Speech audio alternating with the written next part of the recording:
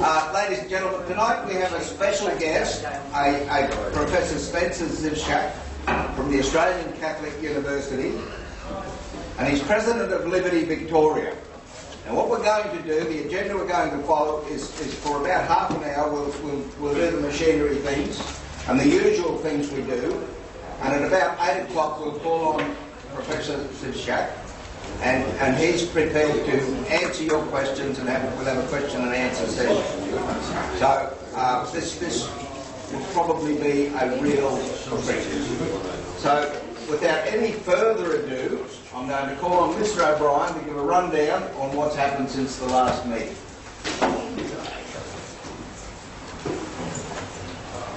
Thank you. Peter. Welcome everybody. Thank you. Well, who's here for the first time tonight? Okay, we've got a few new faces. For the benefit of those who are here for the first time, Community Law Resource Group's been running for approximately 9 years, and we see ourselves as a source for the general public to access your constitutional rights as drafted at Federation and modified through the referendums that have been held since 1906. This has come about because the states of Australia have basically stepped well and truly away from their legal obligation under the Constitution. And for one reason or another, we've had state attorney generals drafting legislation which is inconsistent with the Commonwealth Constitution. So first and foremost, the Commonwealth Constitution is the foundation law in Australia, along with the laws of England, and all laws, every act is subject to the Constitution.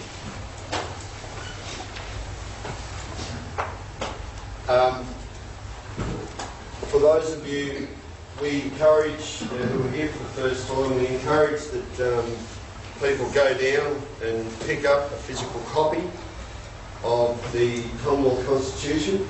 You'll find it at a place called Information Victoria, which is located in the city at number 80 Collins Street, level number 20.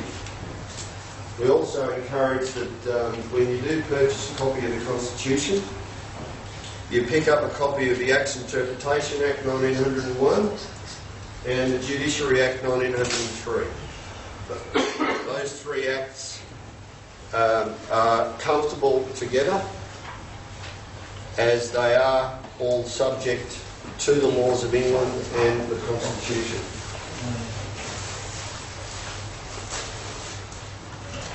Now, for those who have been regulars here,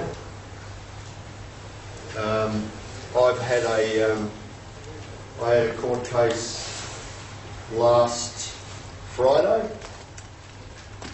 There were a few people from this group appear to support.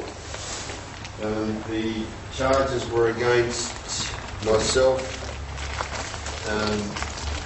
for unlicensed driving and unregistered motor vehicle. The prosecutor was the Victorian Police. And they were charging me under the Road Safety Act 1986. Much to my shock and dismay, and to other witnesses who were there, the registrar is now taking on the role of a magistrate, and the first hearing was a mention hearing, which is where we established the plea. And I was asked by the registrar what plea that I was about to take, and I said no plea.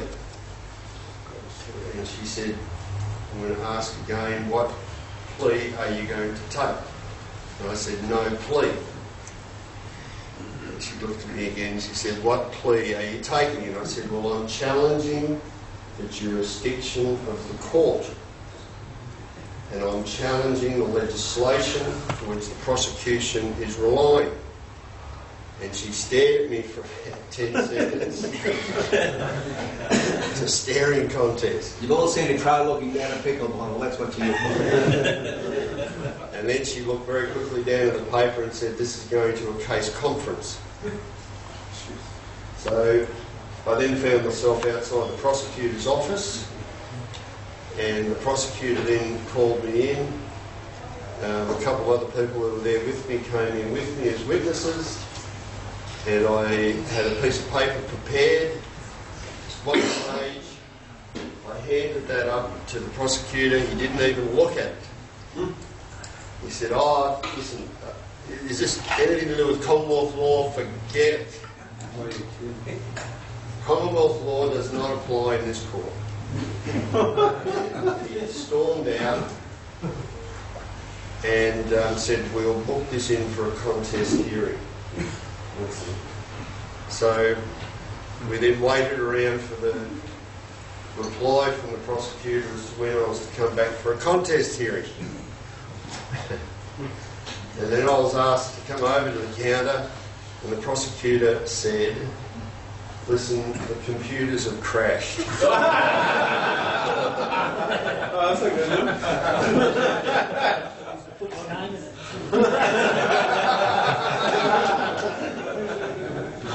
Computers have crashed. I'll get back to you.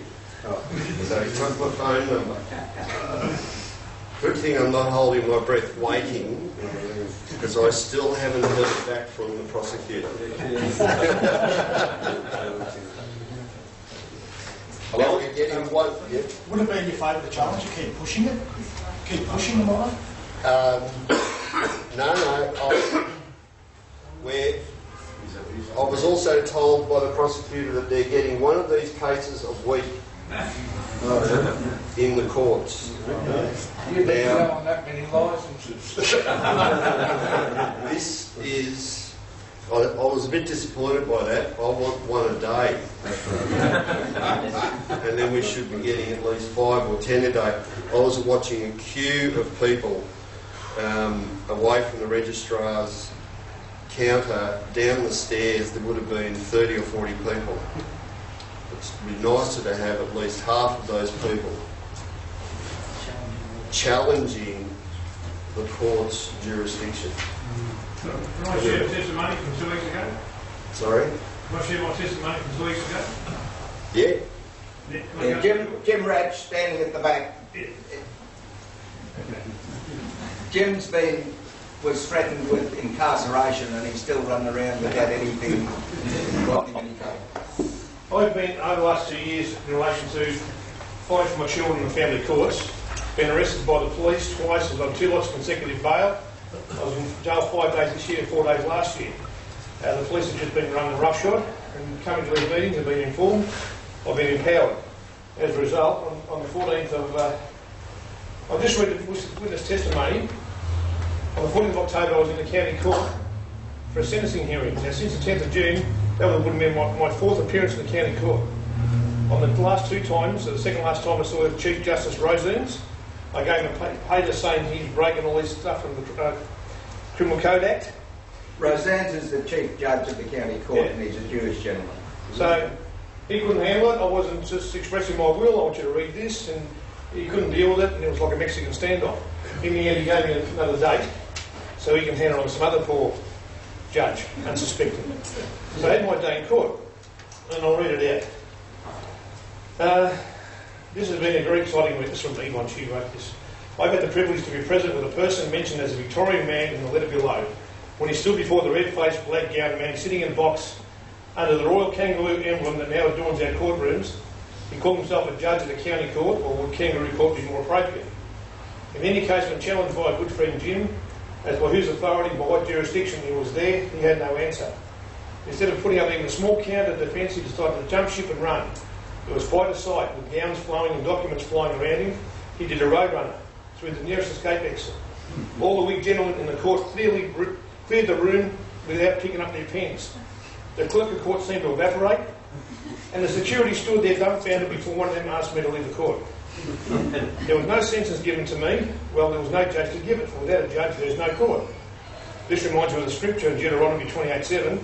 The Lord will cause your enemies to rise against you to be defeated before your face. They shall come against you one way and flee before you 7 ways. This was the scene I was a witness on the Friday, the 14th of October of year of our Lord 2011. Now, that was amazing what happened. But I just stood there and said, as sovereign subject of the Majesty, I want this court to establish its jurisdiction and its authority as if it's a valid court. He looks over on his haunches and he goes, are you a lawyer or legally trained? And he says, no, but I know my constitution and other rights. And he went a bit quiet for a while, and he said, just sit down. So, okay, he didn't answer the question. So the prosecutor started reading up stuff, and he was like this. He was shaking. Anyway, he stopped. I thought, Lord, give me a chance to say something. Then there was about 30 seconds, nothing going on. The judge couldn't look at me. He just looking down the other way with his head like that.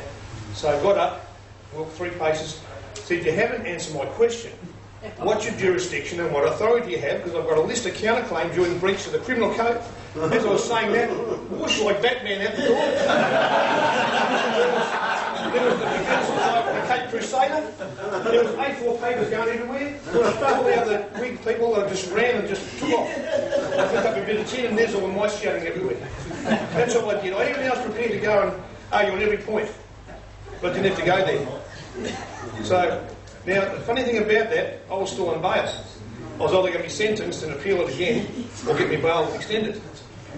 Now, I was asked to leave the court, and the security followed me out, and then I was going down escalators up on the 3rd level, and by the time I got down to the bottom, I had about 3 guards there, and as I was coming out the door, in the security area, we can see the street, there was about 6 security guys walking in front, blocked the way. It's like a penalty goal at soccer. Anyway, he says, the judge wants to see you. Excuse me, the judge abandoned the court, and I was asked to leave, and I'm leaving. Now you've got to go back. He says, no, I don't. Under what authority? You've got no authority. So one security guy comes up, pushes me in the chest, you've got to go back and see the judge. Don't touch me, you're assaulting me. Let go. And then I heard another guard say, listen, we have to let this guy go, we can't hold him. So they parted the Red Sea. So all you've got to do is be bold enough to stand there and say it. And in fact, like I said, the kangaroo symbol up there is not the proper judicial authority. They know that. They know they're doing the wrong thing. So the thing is, I was on bail. So what does it leave me? I'm walking the streets. There was no finish to the matter. Am I on bail or not? You're a fugitive. When he left the court, you should have said, well, I'm the highest authority. I knew that. Dismiss it. I was going to go and sit up on the bench. I'll just tell you a little story. Thank you, Jim. That was great. I'll tell you a little story. There was a farmer in North Queensland locked up in Stewart Creek Jail for 6 months for not paying his road permit fees, right? And all the farmers in North Queensland got so upset that they took him to the gate one morning after 6 weeks, opened the gate and let him out. Anyway, the Treasurer of Queensland came to see him and said, look, his name was Alf Johnson. Look, Alf, what are you going to do about the $80,000 you still owe us? He said, I'll give you $10 a week. He said, I'll take it.